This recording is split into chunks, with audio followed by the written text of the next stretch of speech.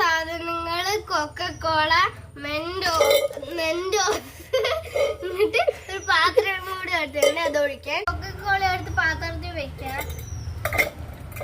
ഒരു മെൻഡോസ് ഇടുകയാണ്.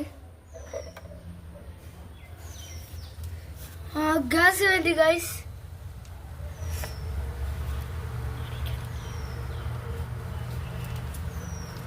രണ്ട് മെൻഡോസ് ഇടാം. ഇത് ചെറുതേ ഉള്ളിൽ പൂല, അത് കാരണം കൊണ്ട് കൊതേ കടിക്കണം.